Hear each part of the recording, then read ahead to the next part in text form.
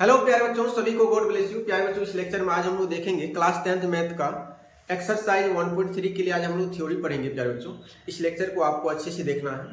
Next lecture जो हमारा आएगा वो उसी चैप्टर का, इसी एक्सरसाइज का वो सॉल्यूशन बेस्ड होगा। प्यारे बच्चों, तो आपको इस लेक्चर को अच्छे से देखना है। यदि थ्योरेटिकल पोर्शन आपका अच्छा हो जाता है तो आपको क्वेश्चन भी अच्छे से बुझाएगा, आप अपने से क्वेश्चन भी बना पाइएगा, आपको क्वेश्चन भी 100% समझ में आएगा, सॉल्यूशन आपको अच्छे से बुझाएगा। तो प्यारे बच्चों, इस लेक्चर को आपको अच्छे से देखना है। आज का जो हमारा पहला टॉपिक है वो है अपरिमेय संख्या।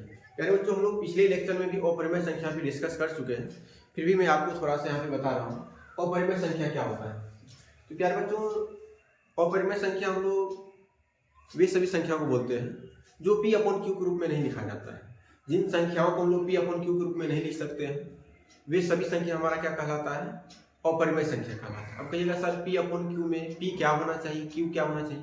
प्यारे बच्चों, जहाँ पे आपका पी भी पूर्णांक होना चाहिए, क्यू भी पूर्णांक होना चाहिए, कंडीशन है कि आपका क्यू का मान 0 नहीं होना चाहिए। ठीक है प्यारे बच्चों, आइए हम एक बार डिफिनेशन को देखते हैं। ऐसी संख्या जिसे पी बाई क्यू के रूप में नहीं लिखा जा सकता है, जहाँ पी और क्यू पूर्णांक है और क्यू का मान 0 नहीं है, Q does not equal to 0, उसे हम लोग क्या बोलते हैं, अपरिमेय संख्या कहते हैं। ठीक है प्यारे बच्चों, ऐसी संख्या जिसे p बाई क्यू के रूप में नहीं लिखा जा सकता है, जहां p और q क्या हो, पूर्णांक होना चाहिए और q का मान क्या नहीं होना चाहिए, नीचे वाला 0 हमारा नहीं होना चाहिए, उसे हम लोग क्या बोलते हैं, अपरिमेय संख्या कहते हैं। ठीक है प्यारे बच्चों, अपरिमेय संख्या का यदि हम दशमलव रूप का बात करें तो अपरिमेय संख्या का जो हमारा दशमलव रूप होता है वो अशांत होता है और अनावर्ती होता है। क्या होता है प्यारे बच्चों, अपरिमेय संख्या का दशमलव रूप अशांत अनावर्ती होता है। यदि इंग्लिश में इसी का हम बात करें तो नॉन टर्मिनेटिंग नॉन रिपीटिंग होता है, ना तो ये कभी खत्म होता है और ना ही कोई खास पैटर्न फॉलो करता है, ना ही ये रिपीट करता है। ठीक है प्यारे बच्चों, तो अपरिमेय संख्या का दशमलव रूप कैसा होता है, नॉन टर्मिनेटिंग नॉन रिपीटिंग होता है। ठीक है प्यारे बच्चों, अशांत अनावर्ती होता है। तो जैसे हम देखिए प्यारे बच्चों, √2 एक हमारा अपरिमेय संख्या है, इसका दशमलव रूप का यदि हम बात करें तो 1.414213562 आया है। प्यारे बच्चों, यहाँ देखिए हम लोग देख पा रहे हैं ना तो ये रिपीट कर रहा है और ना ये खत्म हो रहा है, ना तो रिपीट कर रहा है ना ही क्या हो रहा है, ये खत्म हो रहा है। तो प्यारे बच्चों, इस प्रकार का जो भी संख्या होगा जो ना तो रिपीट करेगा, ना ही किसी खास पैटर्न को फॉलो करेगा, ना ही संख्या रिपीट होगा, ना ही खत्म होगा, तो इन सभी संख्या को हम लोग क्या बोलते हैं, अपरिमेय संख्या। जैसे यहाँ देखिए हमारा √2 अपरिमेय संख्या है, √3 भी अपरिमेय संख्या है। √3 का भी दशमलव रूप यदि हम लोग निकालेंगे तो उसका दशमलव रूप में भी क्या होगा, ना तो वो कभी खत्म होगा ना ही कोई खास नंबर के साथ वो रिपीट करेगा। ठीक है प्यारे बच्चों, तो √7 भी अपरिमेय है, √6 भी अपरिमेय है, √7 भी, पाई भी हमारा अपरिमेय संख्या होता है, √10 भी अपरिमेय संख्या होता है। ठीक है प्यारे बच्चों, और एक चीज आपको अच्छे से देखना है, यदि रूट के अंदर, स्क्वायर रूट के अंदर कोई संख्या लिखा हुआ है, जैसे मान लीजिए हम 7 लिख दिए, जो भी संख्या आपका स्क्वायर रूट के अंदर लिखा हुआ है, यदि वह संख्या किसी संख्या का पूर्ण वर्ग नहीं है तो हम लोग कह देंगे कि हमारा अपरिमेय संख्या है। ठीक है प्यारे बच्चों, जैसे हम कहेंगे यदि 7 बताइए किसी संख्या का पूर्ण वर्ग है क्या, नहीं है, तो इसीलिए हम ये रूट के अंदर यदि रहेगा तो इसको हम लोग कह देंगे हमारा अपरिमेय संख्या। कैसा संख्या, अपरिमेय संख्या। यदि यहीं पे हम बात करेंगे √4 का, क्या यह हमारा परिमेय संख्या होगा या अपरिमेय संख्या। आप कहिएगा सर ये तो हमारा 2 का पूर्ण वर्ग, ये जो 4 है हमारा 2 का पूर्ण वर्ग होता है, 2 को 2 बार मल्टीप्लाई करते हैं तो हमारा 4 आ जाता है। ये 2 का स्क्वायर है, 2 का पूर्ण वर्ग है, तो 4 हमारा क्या होगा, परिमेय संख्या हो जाएगा। √4 हमारा क्या हो जाएगा, और इसका वर्गमूल निकालेंगे तो क्या निकलेगा, हमारा 2 निकलेगा, ये हमारा परिमेय संख्या हो जाएगा। ऐसे प्यारे बच्चों हम अगर बात करें √11, रूट के अंदर 11 परिमेय संख्या होगा या अपरिमेय संख्या, तो आप कहिएगा सर अपरिमेय संख्या है, क्योंकि दुनिया में कोई ऐसा नंबर नहीं है जिसका स्क्वायर करने से 11 आ जाए। ठीक है प्यारे बच्चों, तो ये किसी संख्या का पूर्ण वर्ग नहीं है, इसीलिए रूट के अंदर जो ये संख्या हमारा, या स्क्वायर रूट के अंदर ये संख्या जो हमारा, ये अपरिमेय संख्या कहलाएगा। ठीक है प्यारे बच्चों, तो अपरिमेय संख्या आपको समझ में आ रहा है। एक चीज आपको और याद रखना है अच्छे से प्यारे बच्चों, जब भी एक परिमेय संख्या और एक अपरिमेय संख्या को हम लोग ऐड करेंगे या गुणा करेंगे या भाग देंगे, जब भी एक परिमेय संख्या और एक अपरिमेय संख्या को हम लोग भाग करेंगे तब भी वो हमेशा अपरिमेय संख्या रहेगा। अगर एक परिमेय संख्या एक अपरिमेय संख्या का मल्टीप्लाई करेंगे तब भी वो अपरिमेय संख्या ही रहेगा। और यहाँ देखिए अपरिमेय संख्या में क्या मल्टीप्लाई हुआ है, परिमेय संख्या, 2 हमारा परिमेय संख्या होता है, तो दोनों का मल्टीप्लिकेशन क्या हो जाएगा हमारा, ये पूरा रिजल्ट हमारा क्या बन जाएगा, अपरिमेय संख्या बन जाएगा। या देखिए अपरिमेय संख्या में हमारा परिमेय संख्या ऐड हो रहा है, तो अपरिमेय जोड़ परिमेय, ये हमारा अपरिमेय संख्या पूरा का पूरा संख्या, यदि हम पूछे आपसे क्या होगा, ये हमारा पूरा का पूरा संख्या अपरिमेय संख्या। जैसे यहाँ देखिए √5 में हम 3 ऐड किए, तो √5 में 3 ऐड करेंगे, यहाँ हम देख पा रहे हैं एक परिमेय संख्या है, एक अपरिमेय संख्या है। अपरिमेय जोड़ परिमेय हमेशा अपरिमेय ही होता है, उसमें हम देखिए यहाँ 4 से भाग भी किए। ये ओवरऑल यदि पूरा रिजल्ट हम आपसे पूछे ये कौन सा संख्या होगा, परिमेय या अपरिमेय, तो आप कहिएगा सर अपरिमेय संख्या होगा। ठीक है प्यारे बच्चों, एवं प्रकार से मान लीजिए अगर हम कहेंगे 2 - √5, ये परिमेय होगा या अपरिमेय, ये भी हमारा अपरिमेय संख्या होगा। एक परिमेय संख्या है, एक अपरिमेय संख्या है, एक परिमेय संख्या और एक अपरिमेय संख्या का अंतर डिफरेंस हमेशा क्या होगा, अपरिमेय संख्या ही होगा। ठीक है प्यारे बच्चों, आपको याद रखना है जब भी एक परिमेय संख्या और एक अपरिमेय संख्या को हम आपस में जोड़ेंगे या आपस में मल्टीप्लाई करेंगे या डिवाइड करेंगे, तो हमेशा ये 4 कंडीशन में हमेशा अपरिमेय संख्या देगा। यदि एक परिमेय संख्या एक अपरिमेय संख्या यदि आप जोड़िएगा तब भी अपरिमेय संख्या होगा। यदि एक परिमेय संख्या एक अपरिमेय संख्या को आपस में मल्टीप्लाई कीजिएगा तब भी वो अपरिमेय संख्या ही रहेगा। यदि आप भाग कीजिएगा तब भी अपरिमेय संख्या ही रहेगा। गुना कीजिएगा एक परिमेय और एक अपरिमेय को तब भी वो अपरिमेय संख्या ही रहेगा। ठीक है प्यारे बच्चों, आशा करते हैं आपको अपरिमेय संख्या का कंसेप्ट अच्छे से समझ में आ गया होगा। आप देखते ही झट से पहचान जाइएगा अपरिमेय होगा या नहीं। ठीक है प्यारे बच्चों, इन सब कंसेप्टों से आपको पता चल गया होगा अपरिमेय संख्या हम किसको कहते हैं।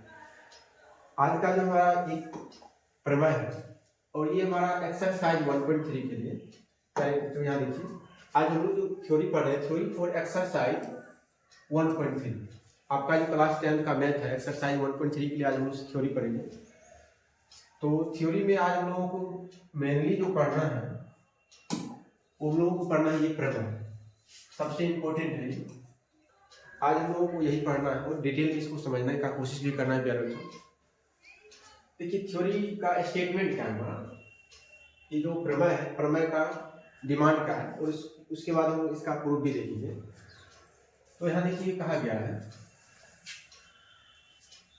मान लीजिए P एक अभाज्य संख्या, अभाज्य संख्या पता है प्यारे बच्चों आप लोगों को, अभाज्य संख्या हम लोग उस संख्या को कहते हैं जिसका केवल 2 ही गुणनखंड होता है, या ऐसा समझिए आप जिस संख्या में केवल 2 संख्या से भाग लगता है उसको हम लोग अभाज्य संख्या बोलते हैं। तो कहेगा सर 2 संख्या से किस किस से भाग लेंगे, एक तो 1 से भाग लगता है, एक वो संख्या खुद जिसको आप अभाज्य कह रहे हैं उसी संख्या से भाग लेंगे।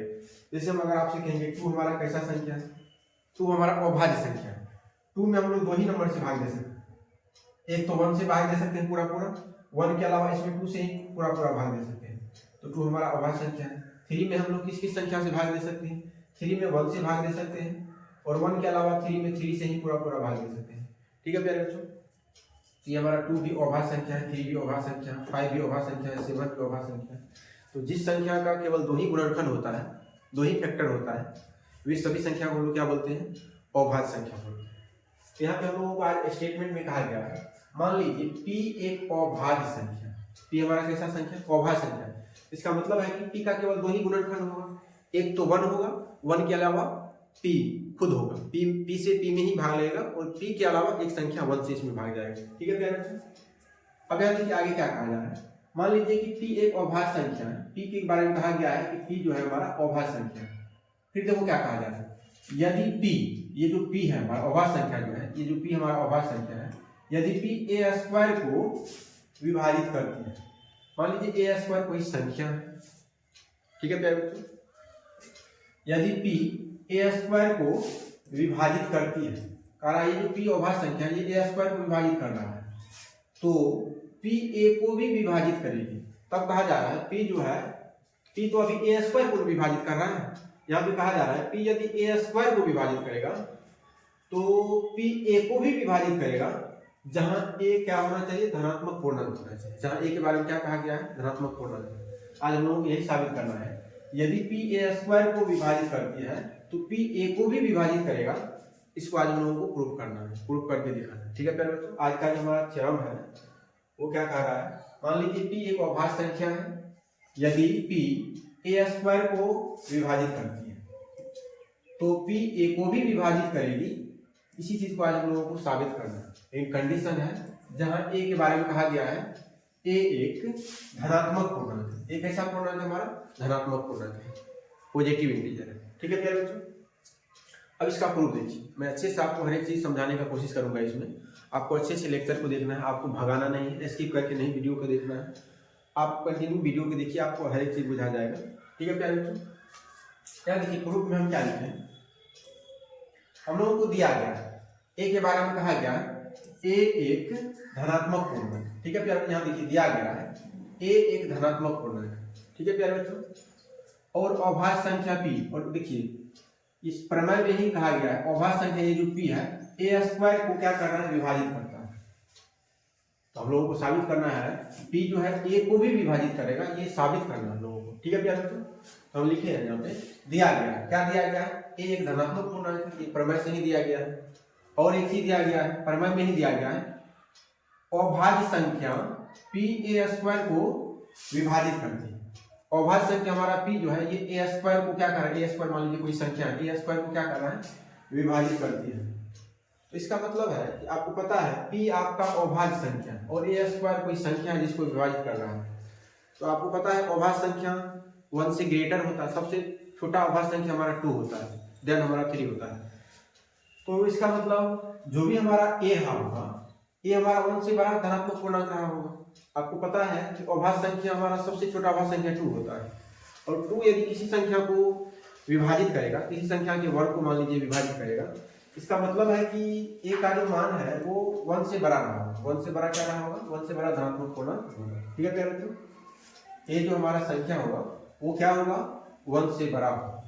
ठीक है प्यारे बच्चों, तो आप अच्छे से देखिए दिया गया है ए हमारा धनात्मक पूर्णांक है, और अभाज्य संख्या पी, अभाज्य संख्या पी ए स्क्वायर को क्या करता है, ए स्क्वायर को विभाजित करता है। अतः यहाँ से हम लोगों को एक चीज पता चल रहा है ए का जो वैल्यू होगा वो 1 से बड़ा धनात्मक, ए जो है हमारा 1 से बड़ा धनात्मक पूर्णांक रहा होगा। ठीक है प्यारे बच्चों, यहाँ तक आपको समझ में आ गया होगा। अब देखिए नेक्स्ट क्या है, अंकगणित की आधारभूत प्रमेय से हम लोग जानते हैं। अंकगणित का आधारभूत प्रमेय आप लोग को सिखाया है। किसी संख्या को हम लोग, किसी भी संख्या को अभाज्य संख्या के गुणनफल के रूप में हम लोग लिख सकते हैं। ठीक है प्यारे बच्चों, अंकगणित की आधारभूत प्रमेय वो क्या बताता है, ए को ध्यान दीजिए, ये हमारा कोई संख्या है, ए को अभाज्य संख्या के गुणनखंडों के रूप में लिखा जा सकता है। अंकगणित का आधारभूत प्रमेय हमको ये सिखाता है।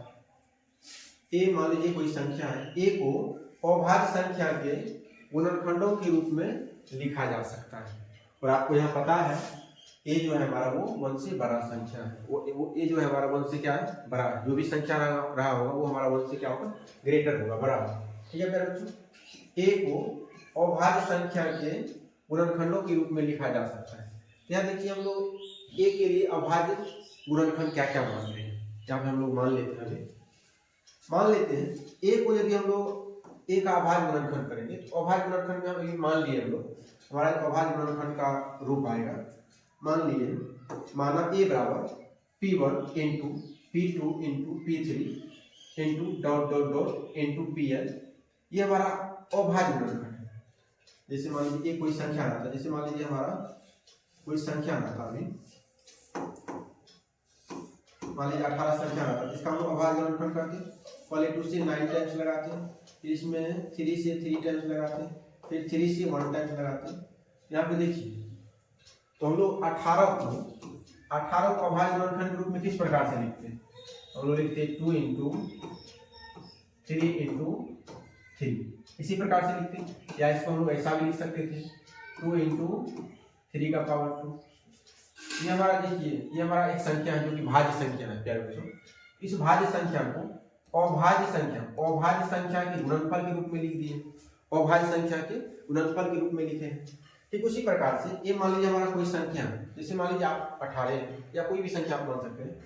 तो ए को हम क्या किए, मान लिए कि पहला अभाज्य संख्या हमारा P1 रहा होगा, अभाज्य संख्या के गुणनखंड के रूप में यदि लिखेंगे तो पहला अभाज्य संख्या हमारा P1 आ जाएगा, दूसरा अभाज्य संख्या P2 आ जाएगा, तीसरा P3 आएगा, एवं प्रकार से कुछ आएगा। ठीक है प्यारे बच्चों, Pn तक जा रहा है मान लीजिए, तो ऐसा आएगा। ऐसा जरूरी नहीं है कि P1 P2 P3 सब अलग अलग होगा, वो सेम भी हो सकता है। जैसे यहाँ देखिए 18 का अभाज्य गुणनखंड किए तो यहाँ देखिए दूसरा और तीसरा जो अभाज्य संख्या वो दोनों सेम भी, वो सेम भी हो सकता है। यहाँ हम लिखे थे जहाँ देखिए जहाँ P1 P2 P3 dot dot dot Pn अभाज्य संख्या है।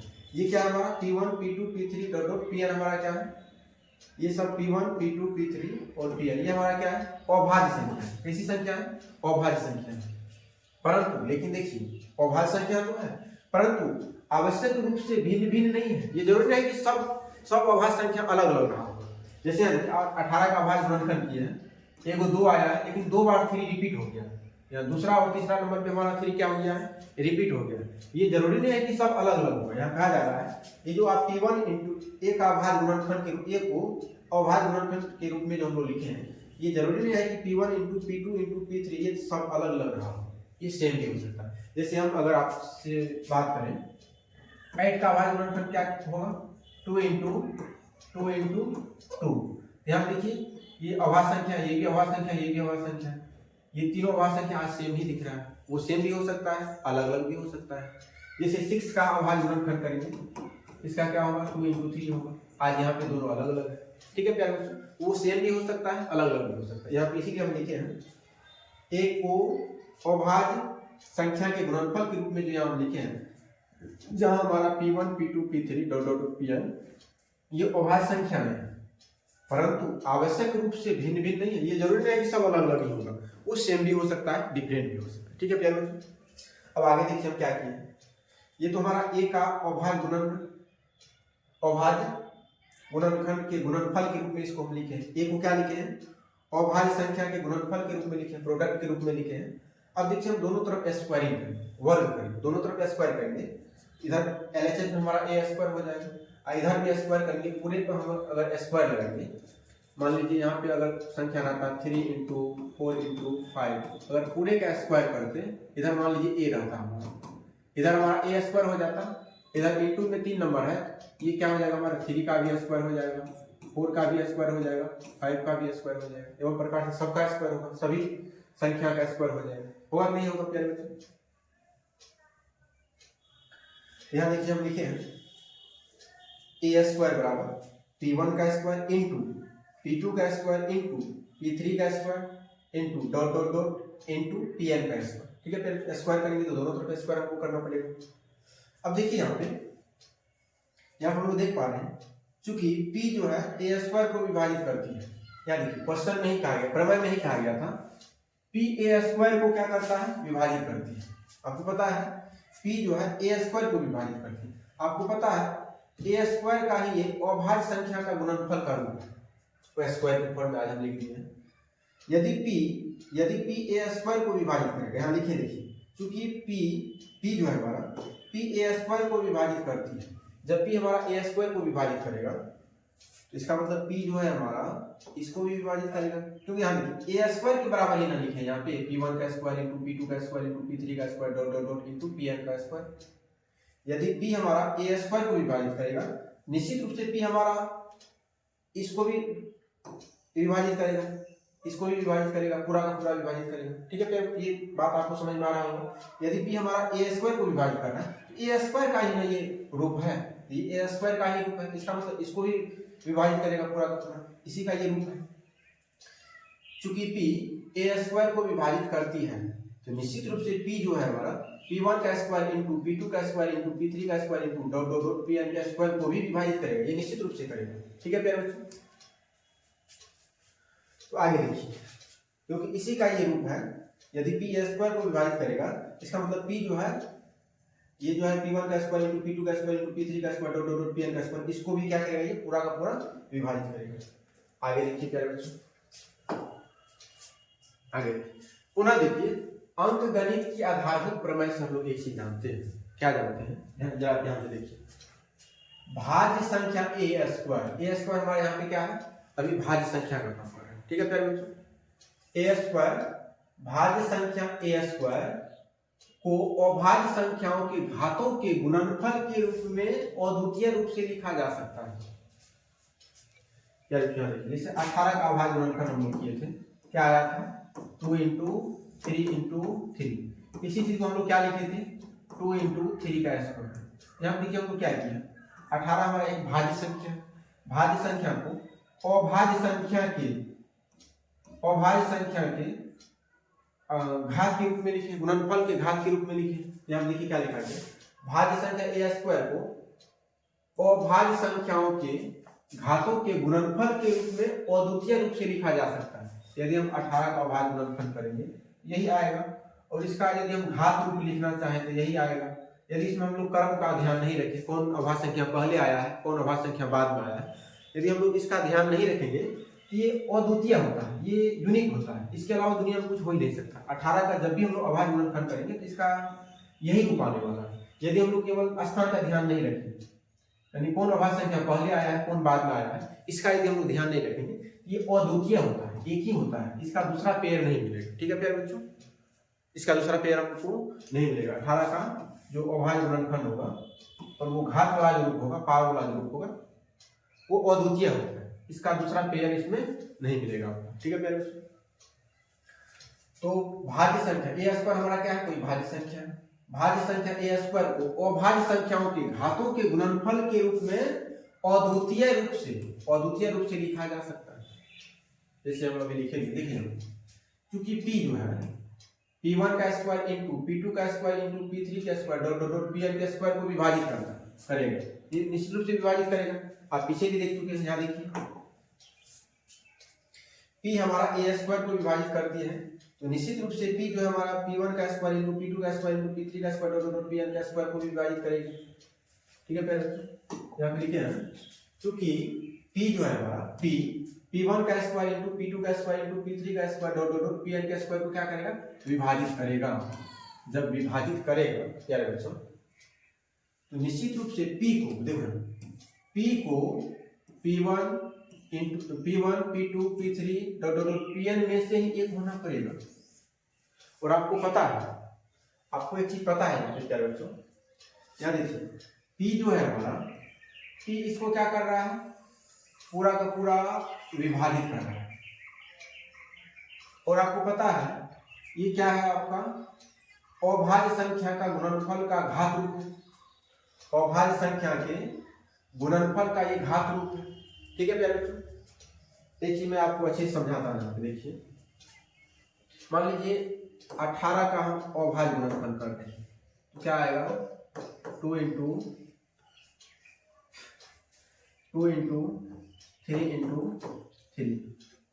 यदि हम आपसे कहेंगे 18 को जो है कोई संख्या भाग करना, और वो जो भी संख्या वो अभाज्य संख्या, वो जो भी संख्या विभाजित कर रहा है, 18 को विभाजित करने वाली संख्या एक अभाज्य संख्या है। ठीक है, 18 को जो भी संख्या विभाजित कर रहा है वो क्या है, अभाज्य संख्या है। इसका मतलब अभाज्य संख्या जो भी रहा होगा वो इसके अभाज्य गुणनखंड के गुणनफल के रूप में निश्चित रूप से वो संख्या आ जाएगा। जैसे यहाँ देखिए 18 को कोई अभाज्य संख्या अगर पूरा भाग देगा तो या तो 2 भाग दे सकता है या 3 भाग दे सकता है। ठीक है बच्चों, वो क्या होगा, इसका जो अभाज्य गुणनखंड करेंगे उसमें वो नजर आएगा, उसमें क्या होगा, वो हम लोगों को स्पष्ट रूप से दिखेगा। इसीलिए यहाँ पे कहा गया है p क्या कर रहा है, देखिए पीछे क्या लिखा गया है, पीछे कहा गया है p जो है a स्क्वायर को क्या कर रहा है, विभाजित करना। p क्या कर रहा है, a स्क्वायर विभाजित कर रहा है। आप a को जो है अभाज्य संख्या के गुणनफल के रूप में लिखे थे, फिर दोनों तरफ हम स्क्वायर किए हैं। अभाज्य यदि हम लोग a को अभाज्य संख्या के गुणनफल के रूप में लिखेंगे फिर उसका स्क्वायरिंग करेंगे, इसका मतलब p हमारा a स्क्वायर को विभाजित कर रहा है। और आपको पता है, आपको क्या पता है, यहाँ पे आपको पता है p जो है आपका p1 का स्क्वायर, p2 का स्क्वायर, p3 का स्क्वायर, जहां पे p1 p2 p3 अभाज्य संख्या है जो कि a का अभाज्य गुणनखंड से प्राप्त हुआ है। a का अभाज्य गुणनखंड हम लोग जो माने हैं, a का अभाज्य गुणनखंड क्या क्या है, p1 p2 p3 dot dot pn, ये अभाज्य गुणनखंड का गुणनफल रूप है। ठीक है प्यारे, आपको पता है p जो है a स्क्वायर को विभाजित कर रहा है, p a स्क्वायर को विभाजित कर रहा है तो p जो है हमारा इसको भी विभाजित कर रहा है, p1 का स्क्वायर, p2 का स्क्वायर, p3 का स्क्वायर डॉट डॉट pn का स्क्वायर को भी विभाजित करेगा। यहाँ पे लिखे हुए तो निश्चित रूप से p जो होगा हमारा, p निश्चित रूप से इसमें दिखेगा, इसमें p का भी एक रूप होगा। यहाँ लिखे हैं p को p1 p2 p3 dot dot pn में से ही एक होना होगा। p जो हमारा ये निश्चित रूप से इसमें दिखेगा, p इसमें शामिल होगा, इंक्लूड होगा। p जो हमारा अभाज्य संख्या, वो अभाज्य संख्या इसमें भी होगा। जैसे यहाँ अभी बताया है 18 को कोई अभाज्य संख्या भाग कर रहा है, इसका अभाज्य गुणनखंड करेंगे, उसमें वो अभाज्य संख्या दिखेगा, या तो 2 रहा होगा या 3 रहा होगा। ठीक है प्यारे बच्चों, आशा करते हैं यहाँ तक आप लोगों को समझ में आया होगा अच्छे से। P को क्या होगा, P को P1 P2 P3 dot Pn में से ही एक होना पड़ेगा, इसी में से होगा। ध्यान रखना, यदि P हमारा P1 P2 P3 dot Pn में से ही एक होगा, आपको पता है A का जो है, A का अभाज्य गुणनखंड का गुणनफल रूप क्या था, A का अभाज्य गुणनखंड का गुणनफल रूप यही है, P1 into P2 into P3 dot into Pn। ये हमारा क्या है, A का अभाज्य गुणनखंड रूप है, A का अभाज्य संख्या का गुणनफल वाला रूप यही है हमारा। तो निश्चित रूप से यदि P इसमें दिख रहा है, P जो है इसी में होगा, जब P इसमें होगा तो निश्चित रूप से P जो है A को भी विभाजित करेगा। ठीक है प्यारे बच्चों, आपको तो पता है P हमारा P1 P2 P3 dot Pn में से ही एक होगा, और आपको पता है A का जो हम लोग माने थे अभाज्य गुणनखंड का गुणनफल रूप, वो यही माने हुए P1 into P2 into P3 into dot Pn। इसका मतलब है P हमारा A को भी विभाजित करेगा। P किसको विभाजित करेगा, A को विभाजित, क्योंकि A का जो गुणनफल रूप है इसमें P भी शामिल है। जब इसमें P भी शामिल है, इसका मतलब P हमारा A को भी पूरा विभाजित करेगा, क्योंकि A का ही रूप। आशा करते हैं प्यारे बच्चों यहाँ तक आपको अच्छे से समझ में आया होगा। तो यहाँ देखिए पीछे हम लोग माने थे, देखिए हम लोग क्या माने थे, A बराबर P1 into P2 into P3 dot Pn, जहाँ P1 P2 P3 dot Pn अभाज्य संख्या, ये हमारा क्या अभाज्य संख्या है, परंतु आवश्यक रूप से ये भिन्न भिन्न नहीं है। तो P का जो A का जो ये रूप माने, ये क्या है, अभाज्य संख्या का गुणनफल रूप माने हैं। अभाज्य संख्या का क्या माने हैं, गुणनफल रूप माने हैं। यहाँ से आप लोगों को पता चल रहा होगा P यदि हमारा P1 P2 P3 dot Pn में से ही एक यदि है, और आपको पता है A का जो अभाज्य संख्या का गुणनफल रूप है उसमें भी P1 P2 P3 dot Pn है, इसका मतलब P निश्चित रूप से इसको डिवाइड करेगा, इसको पूरा का पूरा डिवाइड करेगा। यदि इसको P पूरा का पूरा डिवाइड करेगा तो निश्चित रूप से P हमारा A को भी डिवाइड करेगा, क्योंकि A का ही रूप है। ठीक है प्यारे बच्चों, यहाँ पे लिखे हैं, अतः P A को भी विभाजित करेगा। जैसे यहाँ देखिए, आपको हम एक एग्जांपल से समझाते हैं कि पूरा स्टेटमेंट का आपको हम सार समझाना चाह रहे हैं लास्ट में एग्जांपल के थ्रू। जैसे मान लीजिए हमारा 3 कोई अभाज्य संख्या, 3 क्या है, कोई अभाज्य संख्या, आप P का मान ये मान लीजिए, और हम A का मान लेते हैं 9, और आपको पता है P जो है A स्क्वायर को विभाजित करेगा, मान लीजिए 9 के स्क्वायर को विभाजित कर रहा है। P क्या कर रहा है, P हमारा 3 है जो कि 9 के स्क्वायर, और A किसको माने हैं 9 को, A स्क्वायर हमारा क्या हो जाएगा, 9 का स्क्वायर हो जाएगा, होगा नहीं होगा प्यारे। तो यदि हमारा 3 9 के स्क्वायर को विभाजित कर रहा है, देखिए यहाँ 9 का स्क्वायर कितना होगा 81 में 3 से अगर भाग देंगे कितना होगा 27 मिनट पर कटेगा, 27 दिया का। यहाँ देखिए 3 जो है हमारा 9 के स्क्वायर को विभाजित कर रहा है, यदि हम कहेंगे बताइए 3 जो है 9 को विभाजित करेगा क्या, 9 को विभाजित करेगा। तो हम आज हम लोगों का थ्योरम वही था, कह रहा था P यदि A स्क्वायर को विभाजित करेगा तो बता दीजिए P जो है A को भी विभाजित करेगा। यदि P A स्क्वायर को विभाजित कर रहा है तो बताइए P A को भी विभाजित करेगा, ये साबित कीजिए, और आज हम लोग साबित भी कर चुके हैं। जैसे यहाँ देखिए हम माने हैं, एक एग्जाम्पल और आपको समझाते हैं। जैसे मान लीजिए 2 का स्क्वायर को मान लीजिए, 2 हमारा एक अभाज्य संख्या है, 2 का स्क्वायर को विभाजित करना है, 2 का स्क्वायर बोले तो 4 को 2 तो विभाजित करेगा, 4/2, रिजल्ट कितना आएगा 2 आएगा। तो ये जो 2 है अभाज्य संख्या, ये 2 क्या कर रहा है, 2 के स्क्वायर को विभाजित कर रहा है। यदि हम कहेंगे यही 2 इस 2 को भी विभाजित करेगा क्या, कर रहा है, करेगा। यहाँ पे A मान लीजिए हमारा ये 2 है, और यहाँ पे P मान लीजिए हमारा क्या है, 2 है। आशा करते हैं यहाँ तक प्यारे बच्चों आपको अच्छे से समझ में आया होगा। एक बार आप नोट भी तैयार कर लीजिएगा। तो इस पे मैं आपको एक सवाल भी बताऊंगा प्यारे बच्चों, तो मैं एक सवाल आपको इसमें बता ही देता हूँ, आप लिखिएगा सवाल को।